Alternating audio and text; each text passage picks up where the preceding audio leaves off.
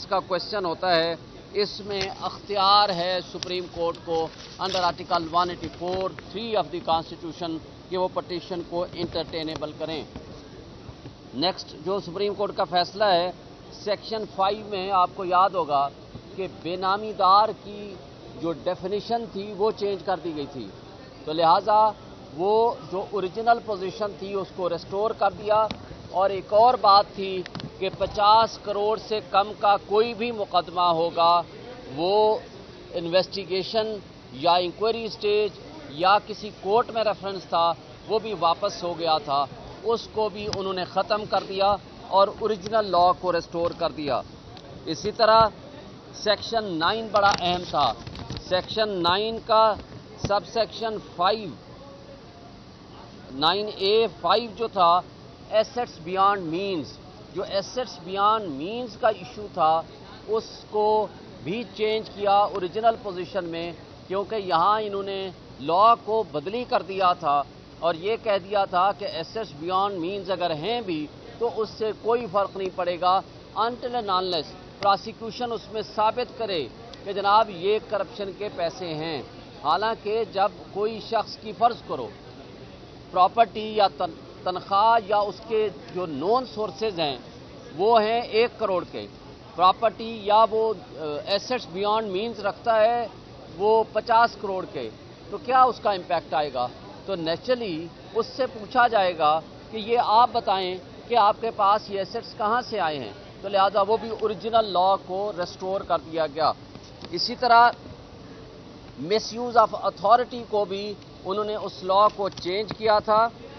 और उसकी एक्सप्लेनेशन में भी उन्होंने चेंज किया था। बेसिकली वो फेक अकाउंट्स को मद्देनज़र रख के, ताकि वो कनेक्शन जो है वो मकसूद चपड़ासी का केस आपके सामने है या पापड़ वाले केसेस आपके सामने हैं, वो बेसिकली मकसद ये था कि वो उन केसेस से छुटकारा पा सकें, तो उसको भी ओरिजिनल पोजीशन में रेस्टोर कर दिया है। इसी तरह एक और अमेंडमेंट थी सेक्शन 14 की कि जो बारे सबूत की बात है, यानी प्रिजम्पशन ये थी कि वो जो ओनस टू प्रूव था, अगर किसी के पास एसेट्स बियॉन्ड मीन्स हैं या उसके पास इतने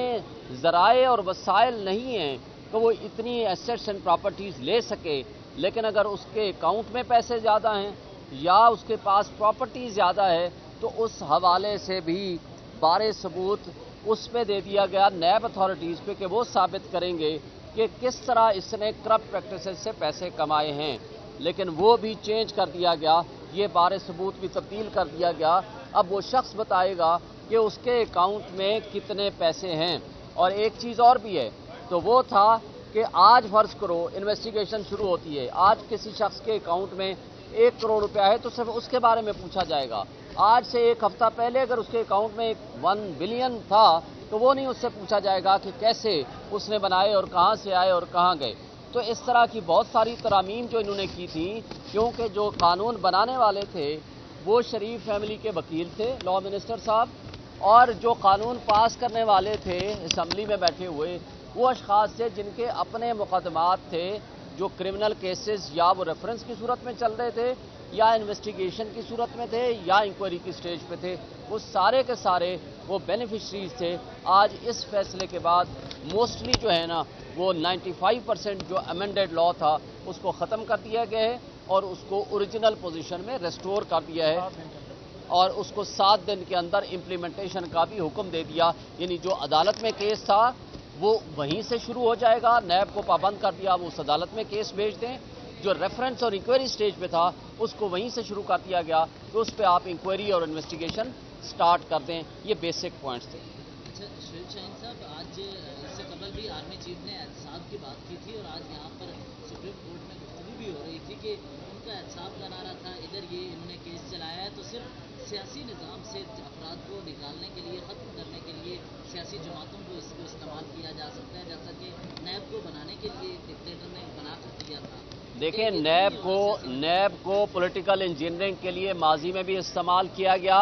आज भी इस्तेमाल किया जा रहा है इमरान खान के ख़िलाफ़। लेकिन हम ये तवक्को रखते हैं कि नैब इंडिपेंडेंटली विदाउट बीइंग प्रेजुडिस्ड वो इंडिपेंडेंट इन्वेस्टिगेशन करे اور قانون قاعدے کے مطابق جس کے خلاف واقعی کوئی ایویڈنس ہو پروسیڈ کرے. اس کو پولیٹیکل انجینئرنگ کے لیے استعمال نہیں کیا جانا چاہیے. جہاں تک آپ نے چیف آف آرمی اسٹاف کی بات کی، اگر وہ کرپشن ختم کرنے کے لیے وہ چاہتے ہیں تو ہم ان سے یہ توقع رکھیں گے کہ سب سے پہلے سیلف اکاؤنٹیبلٹی شروع کریں. اپنے جرنیلوں سے، اپنی فوج کے لوگوں سے وہ احتساب شروع کریں تو لوگ ان کے اوپر اعتماد بھی کریں گے اور اس کا فائدہ ادارے کو بھی ہوگا اور ملک کو بھی ہوگا. چیف جسٹس صاحب ریٹائر ہو رہے ہیں اب، کیونکہ 2-1 سے فیصلہ ہے، کیا سمجھتے ہیں کہ نظر ثانی کی جب اپیل آئے گی تو یہ فیصلہ دوبارہ نظر ثانی کی اپیل صرف گورنمنٹ کر سکتی ہے، لیکن میرا نہیں خیال کہ اس میں کوئی ریویو کی کوئی گنجائش موجود ہے، کیونکہ ویل ریزنڈ ججمنٹ اور آرڈر ہے. شہباز شریف اور باقی سب کو رہا کر دیا گیا تھا عدالتوں کے ذریعے، کیا ان کو اب دوبارہ ان کے کیسز دوبارہ سے ان کو دیکھیں، اگر تو کوئی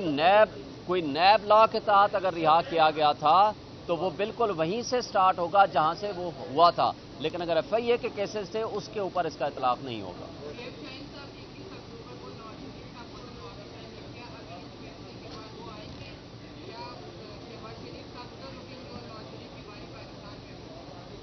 نواز شریف کے آنے کا مجھے ابھی بھی یقین نہیں ہے. اگر آپ کو یقین ہے تو بالکل آپ کر لیں، لیکن میں اس دن یقین کروں گا جس دن واقعی وہ یہاں آ جائیں گے. اور اگر آ رہے ہیں تو اس کا مطلب ہے 5 سال بعد اس کی پکی سیٹنگ ہے، اور پکی سیٹنگ کس سے کر کے آ رہے ہیں یہ وقت اور تاریخ بتائے گی.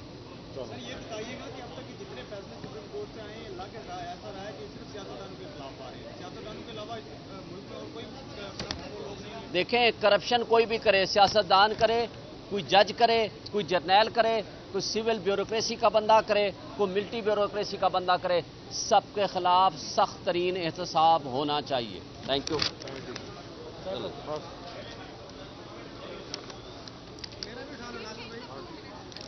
ہو گیا نا، سب کے ساتھ ہو گیا. اس کا کوشچن ہوتا ہے، اس میں اختیار ہے سپریم کورٹ کو under article 184(3) of the constitution کہ وہ پٹیشن کو انٹرٹینیبل کریں. نیکسٹ جو سپریم کورٹ کا فیصلہ ہے، سیکشن 5 میں آپ کو یاد ہوگا کہ بے نامی دار کی جو ڈیفینیشن تھی وہ چینج کر دی گئی تھی، تو لہٰذا وہ جو اوریجنل پوزیشن تھی اس کو ریسٹور کر دیا. اور ایک اور بات تھی کہ 50 کروڑ سے کم کا کوئی بھی مقدمہ ہوگا وہ انویسٹیگیشن یا انکوائری سٹیج یا کسی کورٹ میں ریفرنس تھا وہ بھی واپس ہو گیا تھا، اس کو بھی انہوں نے ختم کر دیا اور اوریجنل لا کو ریسٹور کر دیا. اسی طرح سیکشن 9 بڑا اہم تھا. سیکشن 9 کا سب سیکشن 5 9A(5) جو تھا، ایسٹس بیانڈ مینز، جو ایسٹس بیانڈ مینز کا ایشو تھا اس کو بھی چینج کیا اوریجنل پوزیشن میں، کیونکہ یہاں انہوں نے لا کو بدلی کر دیا تھا اور یہ کہہ دیا تھا کہ ایسٹس بیانڈ مینز اگر ہیں بھی تو اس سے کوئی فرق نہیں پڑے گا انٹل اینڈ انلیس پراسیکیوشن اس میں ثابت کرے کہ جناب یہ کرپشن کے پیسے ہیں.